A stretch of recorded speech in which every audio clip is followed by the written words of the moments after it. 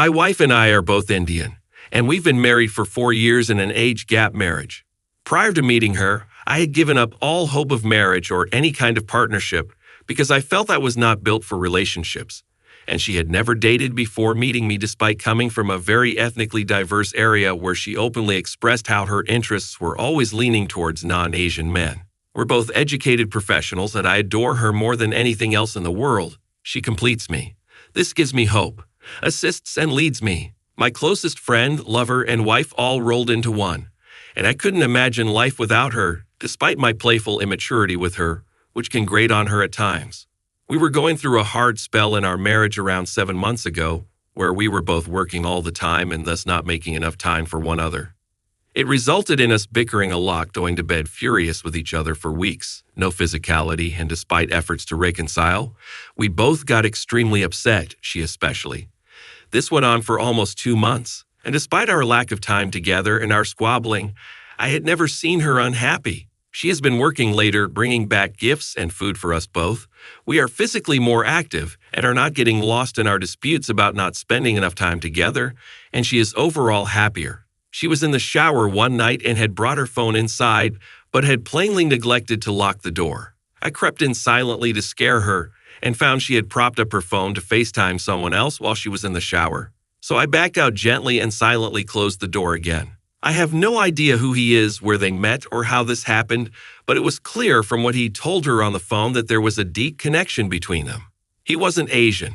A part of me felt devastated as a man after witnessing that, but after discovering messages between them, despite the discussions plainly being wiped between periods, I'm at a loss for words since things at home have been fantastic. I haven't mentioned anything till now, and she is unaware that I am aware. They mentioned getting together for supper, going places, and staying overnight with one another, and making powerful declarations of love for one another. They discuss how difficult the situation is considering she's married, and he seems to be giving her advice on how to improve our marriage. Part of me wants to face the problem, but a big part of me wants to leave it alone since I've never seen her so happy. And despite this, I'd be lying if I claimed I didn't adore her. How do I handle this conflict? Next story. My wife's past relationships overlap too much with ours, struggling with what to do next. I've been married for 10 years. I knew she had several relationships before me, but the totality of them became obvious only after we married due to her conduct. For example, even after I confronted her about it, she continued to message her ex and his family for years after we married. She turned up at his place one day by accident, after we'd been married for 5 years. She claims nothing occurred, but it disturbs me. They were together for 6 years, which made me feel like a second spouse over time. I also found out she had a one-night relationship with a married man and his father before we married. When I told her, she said she's pleased she did it because it taught her the value of a strong relationship, which is why she married me. The lack of remorse irritated me. She also cheated on me while we were first dating. My past is quite vanilla, and I was always completely devoted to her. As a result, I have no comprehension of her conduct. To make matters worse, she was disinterested in intimacy and grumbled about my constant need for it. This concluded after a beautiful evening on an anniversary getaway.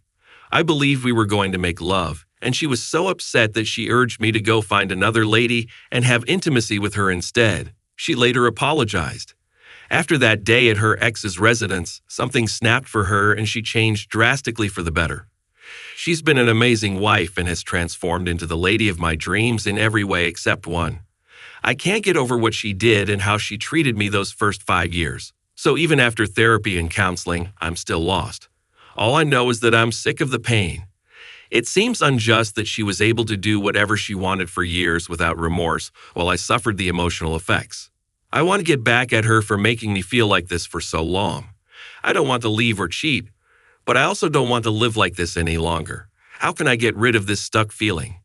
I'm dealing with feelings of betrayal and don't know how to proceed. My wife, 30F, and I, 30 meters, have been married for 8 years and have 2 wonderful children, 5F, 3 meters.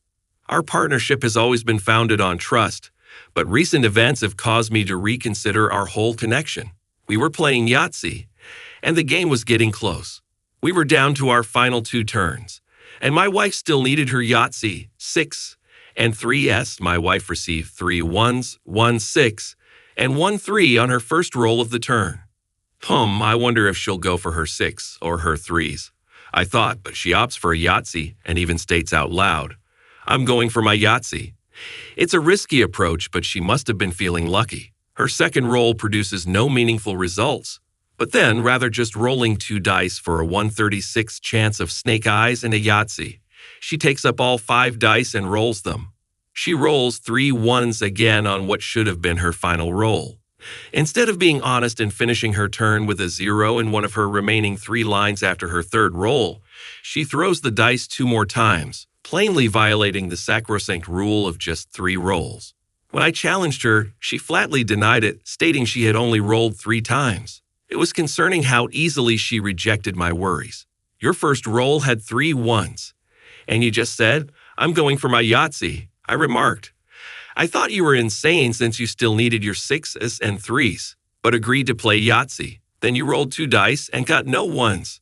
I felt sorry for you. You then opted to roll all 5 dice on your last roll and got 3 once again, which should have completed your round, but you rolled 2 more times trying to obtain a blasted Yahtzee of 1s. She then continued to tell me that what I had just witnessed with my own eyes had never happened, and that she had never mentioned anything about it. But I'm sure she did.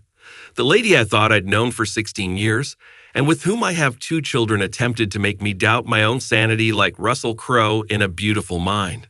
I'm left wondering, if she can lie so readily about something as insignificant as a game of Yahtzee, what else is she concealing? What other people has she been Snapchatting and sleeping with behind my back? How do we regain confidence after such an obvious deception? Should I attempt to save this marriage or divorce her, based on the number of comments suggesting I do so? Any suggestions on how to address this situation would be highly appreciated. I'll accept your anonymous advice above what my spouse says. Update: my wife informed me that she hasn't been interested in Yahtzee for a long time and that she was just playing because I wanted to. I didn't want to end our marriage because of this, so I proposed we open it up and invite others to play Yahtzee with us. She was hesitant at first, but I was really rather enthusiastic about all the other people I'd get to play Yahtzee with. However, after a few weeks, I can only play Yahtzee with 1 person, although my wife plays Yahtzee with 2 people every day without me.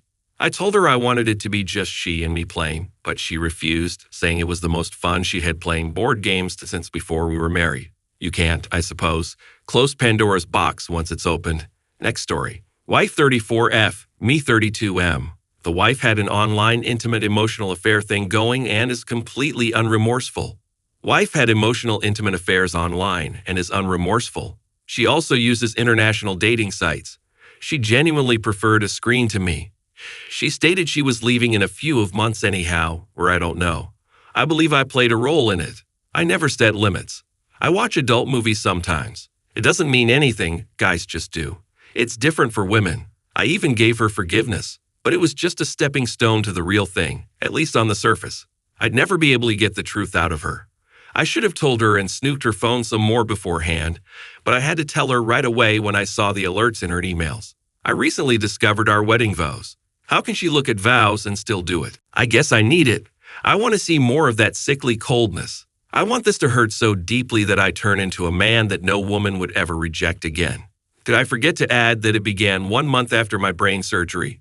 How can someone shower me with sweet texts and go above and above to buy me crap while cheating? I know what I need to do. I need to make more money, work on my career, especially since that I can't be physically active. Go to the gym, improve your appearance, carry myself with the dignity of a monarch. The other ladies, I believe, will fill that vacancy. Unlike that stupid woman, I give her lots and will leave plenty for someone who cares after this is resolved.